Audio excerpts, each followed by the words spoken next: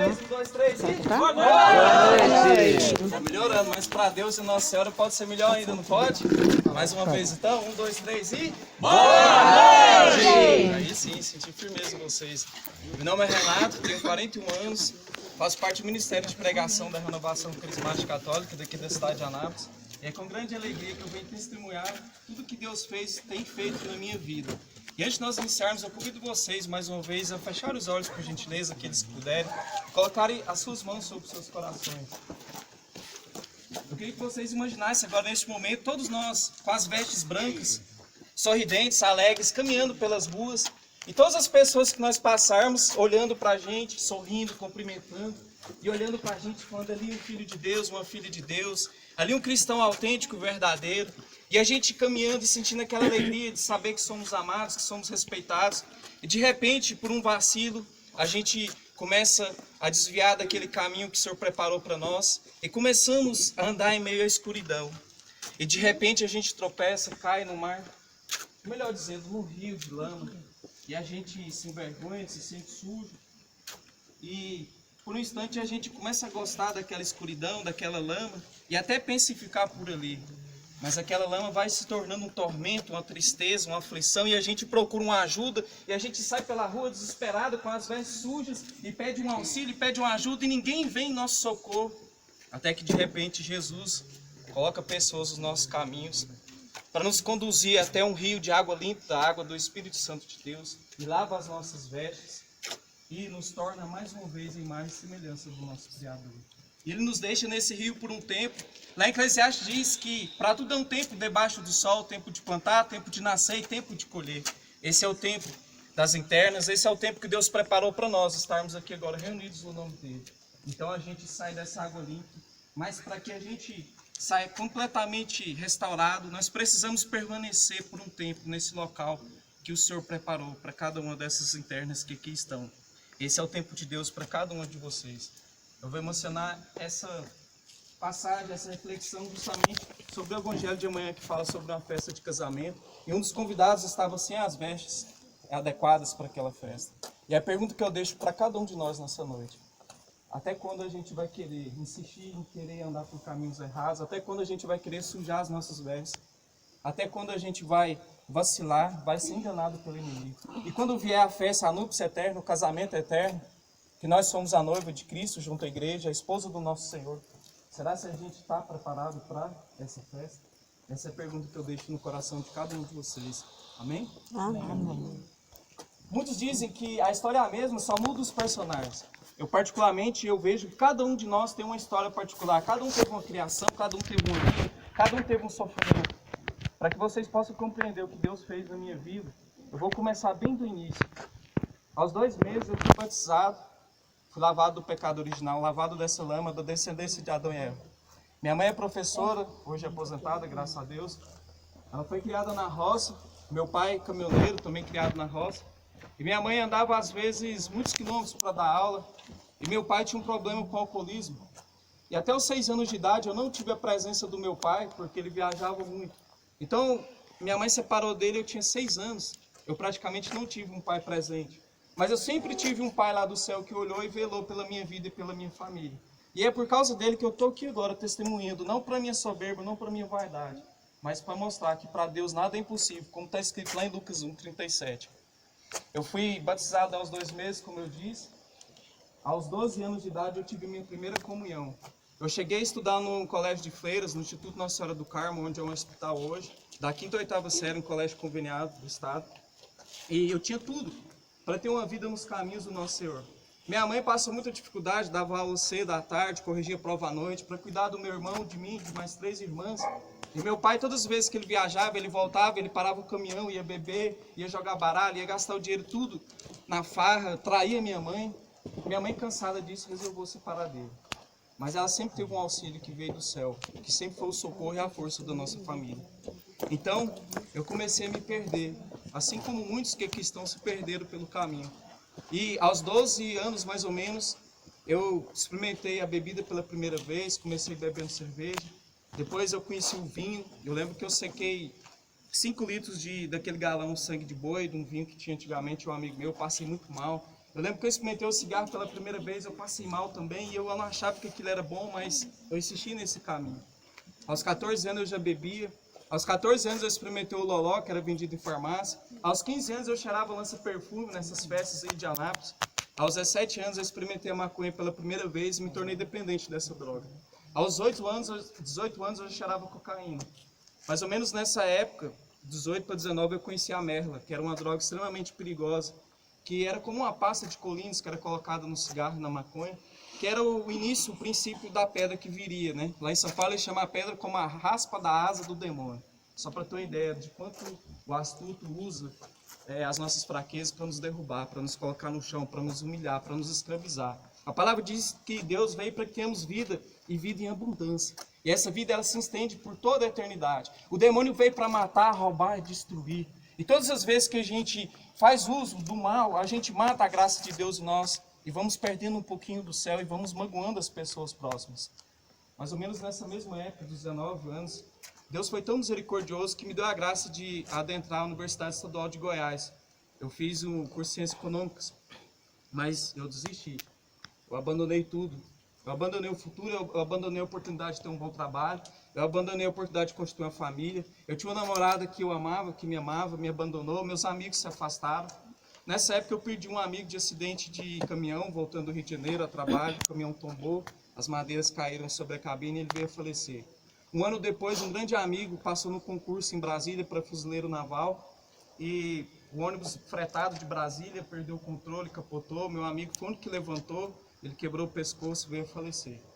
Um ano depois, outro grande amigo de infância, que nós vivemos muitos momentos bons juntos, foi para Brasília, foi morar lá e de repente estava num bar bebendo, os amigos chamaram ele para ir numa festa e ele não sabia, mas eles estavam convidando ele para a própria morte.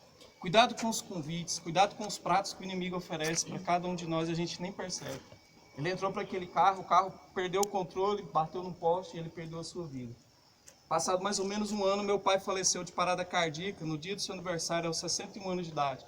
Ele bebia às vezes uma garrafa de pinga por dia. O médico falou para ele, você não pode beber, você vai morrer.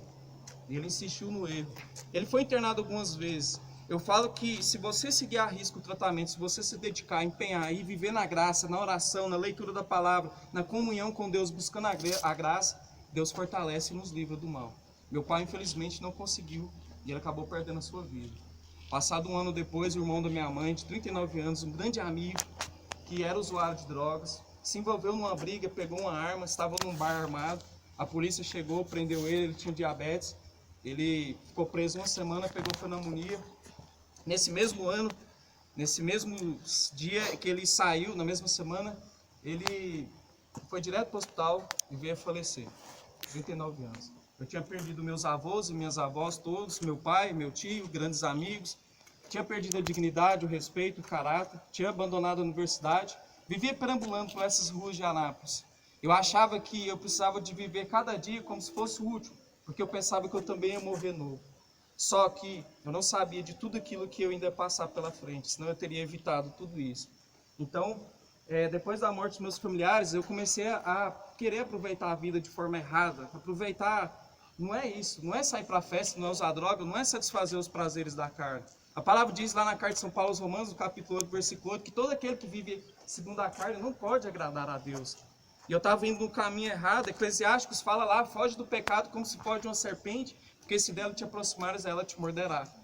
Eu estava viciado no crack, vendia as roupas do corpo que eu tinha para usar drogas, vendia celular, vendia relógio, perambulava pelas ruas de Anápolis, várias vezes apanhava da polícia, levei tantos baculejos que eu perdi a conta, acho que foram mais de 30. DENARC, GENARC, Polícia Federal, GOI, CPE, o giro das motos. E até hoje eu fico imaginando como eu não fui preso durante mais de 20 anos de uso de drogas. Só existe uma explicação. Deus estava me protegendo o tempo todo. Talvez se eu fosse preso eu ia morrer, ou eu não ia aguentar, minha mãe ia morrer também, Deus sabe de todas as coisas. Até hoje eu pago pelos meus erros. Não tenho ainda uma profissão, não estou trabalhando, não construí minha família. Deixei de realizar tantos sonhos, mas eu não perdi a esperança, eu não perdi a fé. Logo depois que aconteceu tudo isso, e Deus me livrar tantas vezes da morte, eu fui convidado para uma festa lá na igrejinha atrás do posto Presidente. O rapaz me convidou por 2 vezes e eu neguei. Na terceira vez eu tinha bebido demais, montei na moto e fui até esse local. Quantas vezes eu atravessei essa cidade na moto, bêbado, louco, sem saber às vezes como eu chegava em casa. Eu acordava assustado e falava, onde está minha moto? Quando eu ia lá, ela estava lá na garagem. Às vezes eu não sabia nem por qual caminho eu tinha passado. Era Deus que me levava até ali. Na terceira vez eu resolvi ir para essa festa, o rapaz que me convidou ficava com uma das meninas. Eu fui interessado em ficar em um desses garotos que estavam lá. E ele não me avisou. Mas o ex-namorado dela, ele não aceitava o término do namoro. E ele falou para esse conhecido meu que se ele fosse até lá, ele ia matá-lo. E eu neguei 2 vezes, na terceira vez, chapado de cachaça, fui. Nós usamos droga, um dos amigos meus usou tanta droga nesse dia que teve que chamar o SAMU para ele, porque ele quase deu um ataque cardíaco. E eu não estava conseguindo nem falar, o crack ele trava a língua, a gente fica com medo, querendo esconder de tudo, com medo da polícia, com medo de, sabe, é uma sensação extremamente ruim. No início pode até parecer um pouco prazeroso, é uma felicidade ilusória, é um meio que o demônio vem para nos atrair até aquela coisa. Mas é algo extremamente tenebroso e ruim. E eu não conseguia montar na moto para ir até o hospital, e eu fiquei lá por um instante. Quando eu me dou por conta, eu estava encostado no carro, do lado de fora da casa, agachado, com a mão aqui, e uma poça de sangue ao meu redor. E eu comecei a gritar, eu vou morrer. O sangue não parava de descer daqui, eu não sabia o que tinha acontecido. Eu pensei, eu peguei a moto, eu bati a moto. Aconteceu alguma coisa, eu bati numa cerca, eu estava numa chácara, próximo de chácara, no setor.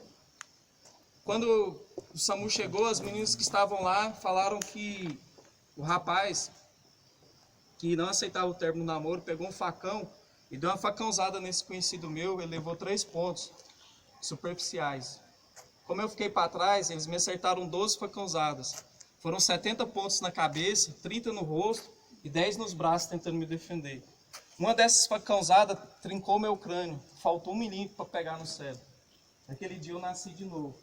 Meu nome é Renato, significa renascido. Lá em João 3:3 a palavra diz que todo aquele que não nascer no Espírito não poderá entrar no reino de Deus. É o momento de vocês que estão aqui renascerem verdadeiramente para entrar na graça e assim um dia podermos contemplar a glória eterna. Passados 7 meses de eu levar 12 facãozadas, um sobrinho meu, usuário de drogas, envolveu numa briga. O rapaz ameaçava ele tinha dado um tiro nesse rapaz, pegou no ombro. Ele não morreu, e o rapaz foi preso por ter batido no namorado. Ele ameaçava meu sobrinho, eu falava para minha irmã para tirar ele de lá. E infelizmente o rapaz saiu da cadeia, encontrou ele num bar jogando sinuca, deu 3 tiros. Um dos tiros pegou na nuca, na cabeça do meu sobrinho, ele caiu e ele deu mais 2. A última lembrança que eu tenho do meu sobrinho de 26 anos, ele tirado próximo a uma mesa de sinuca. Eu passei a noite inteira com ele bebendo e usando drogas. No momento que eu despedi dele, ele falou assim para mim, tio, não deixa eu aqui sozinho não, tio. Eu falei, vamos embora, eu tenho que trabalhar amanhã, eu trabalhava no sábado. Ele falou assim, não, fica aqui comigo. Eu, não, eu tenho que ir. Ele falou assim, então não me deixa sozinho, não, volta aqui.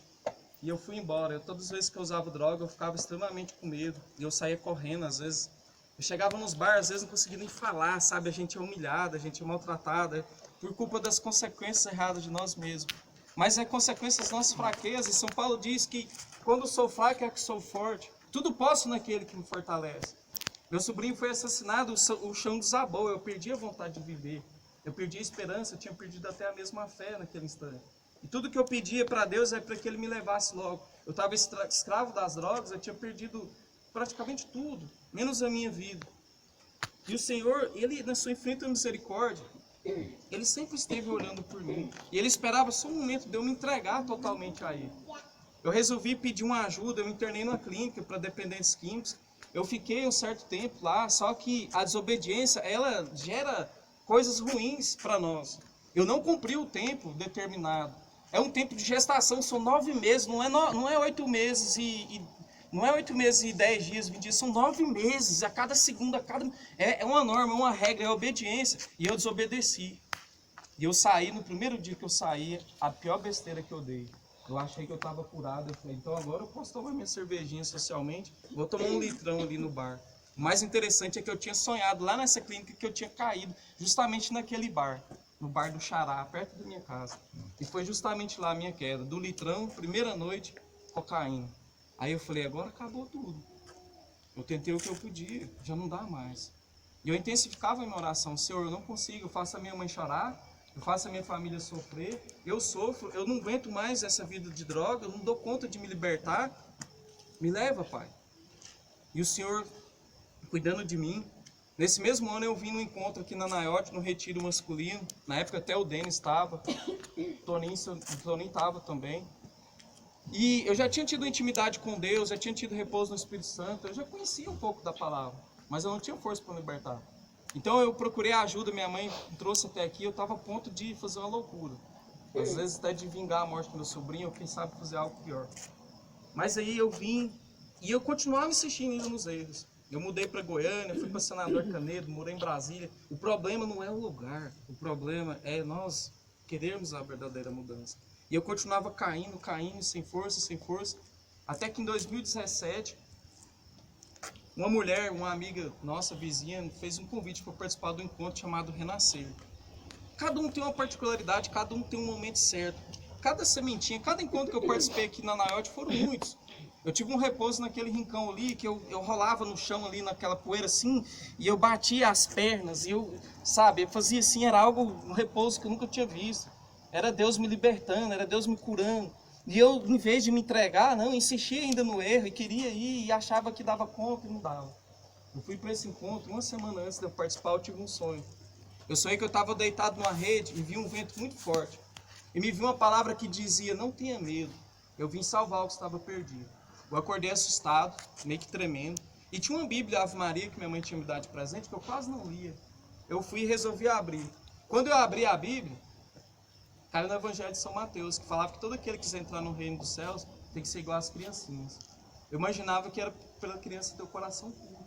Mas na verdade a criança ela é dependente do pai. Ela se abandona, ela se joga, ela deixa que o pai cuide, ensina a caminhar. Por mais que tropece, que machuque, ele vai aprendendo. Ele vai segurando pelas mãos, até quando a gente está preparado, ele solta as nossas mãos e a gente caminhar sozinho. Então, quando eu virei a página, caiu no livro de Mateus 18:11. A palavra dizia, porque o Filho do Homem, no capítulo 3, versículo 16, diz que a palavra de Deus ela é útil para corrigir, para ensinar, para capacitar o homem para toda boa obra, para torná-lo perfeito. A palavra de Deus cura, liberta e transforma. E conhecereis a verdade vos livrará. Então eu fui para esse encontro e lá eu tive um encontro verdadeiro com Deus, tive um batismo no Espírito Santo.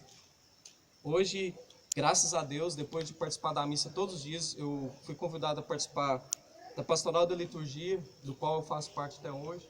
Coordeno a liturgia da capela da minha paróquia, São João Batista. Faço parte do Ministério de Pregação da Renovação Carismática. Faço parte do Terço dos Homens. Faço parte da intercessão do Movimento de Evangelização Louvor Entre Amigos. Ajudo a intercessão de outra comunidade aqui também da cidade de Anápolis. Já preguei em várias cidades do estado do interior aqui, de Goiás. Quase todos os grupos de jovens de oração aqui da nossa cidade. E eu falo isso não porque eu sou bom, mas porque Deus é muito bom. E tudo que Ele realizou é graça dele. Eu testemunho que Deus fez em mim. João 3:3 lá fala, né, que tem que renascer, eu renasci do Espírito. Lá em São João também fala que importa que ele cresça e eu diminua. Eu não sou nada, uma simples ferramenta nas mãos do Senhor. E já fui em Alexânia, já fui em Abadiânia, já fui em Teresópolis, já fui em Nova Veneza. E vários lugares. E hoje o Senhor me trouxe aqui para dizer para vocês que para Ele nada é impossível. Que tudo é possível que nele crê. Se hoje Ele está me usando, Ele pode usar vocês que estão aqui, que vão sair, você que está formando hoje, é quem quer. Seja perseverante. Não desista, não desanime. Quantas tristezas eu levei para minha casa e para minha família. E se Deus trouxe vocês até aqui, é porque Ele quer realizar algo em cada um de vocês. Ele quer usar vocês também como testemunho lá fora, para resgatar outras vidas. Não deixe acontecer como aconteceu com meu sobrinho, nem com meu tio, nem com meu pai. Não permita o inimigo roubar a sua vida, roubar a felicidade da sua família. Então, progridam na palavra, se hoje eu estou aqui, é tudo por mérito do nosso Senhor Jesus Cristo, da intercessão da Virgem Maria. Hoje eu sou consagrado a ela. Eu perdi a conta de quantas graças, de quantas maravilhas o Senhor realizou nesses 3 anos de conversão. Como se Ele falasse comigo assim, ó, como eu estou falando aqui com vocês. Uma vez eu vim no Toninho e falei, Toninho, Deus está falando comigo. Eu conversei comigo. E aí o Toninho muito simples, daquele jeito deles, todo mundo conhece. Uai, Deus fala com nós. Eu não sabia. Mas Deus sempre falava comigo o tempo todo. Eu que não estava atento para ouvi-lo, para nem enxergar tudo que Ele queria realizar na minha vida. Eu arrependo de ter perdido esse tanto de tempo. Poderia estar formado, casado, mas enfim. A vida continua. Eu tenho fé que Deus ainda vai me usar muito ainda. E eu tenho um grande sonho. Eu tenho o sonho de ser um grande pregador da palavra, de viajar, quem sabe, o Brasil ou o mundo afora, levando esse testemunho. Deus me libertou da morte, das drogas. Há 3 anos, praticamente, mais um pouco, mais de 3 anos, eu não uso drogas, eu não bebo. Há mais de 3 anos, eu não tenho uma relação íntima com nenhuma mulher. É até vergonhoso eu falar isso, mas eu levei uma vida muito desregrada. É difícil a luta, a batalha é constante, mas a gente tem a certeza da vitória. Então que Deus os abençoe, cada um de vocês. Espero que esse testemunho possa edificar, em especial vocês que estão aqui no tratamento. E não saiam antes do tempo. Por favor, fique até o fim. Tem gente torcendo por vocês lá fora, a sua família. Tem gente que ama vocês, que estão aqui agora dedicando o tempo para que vocês saiam daqui totalmente curadas, restauradas e libertas pela graça de Deus. Eu agradeço pela oportunidade. Desculpa eu estourar um pouquinho o tempo aí, João. A vontade de pegar é imensa, mas enfim. Agradeço ao Toninho, o Marcelo, pelo convite, o CM, o pessoal que sempre lutaram também, me trazia aqui na comunidade, assistiu, mas infelizmente eu perdi muito tempo. E o recado que eu deixo para vocês, não percam tempo, ele é muito precioso. Amém? Amém.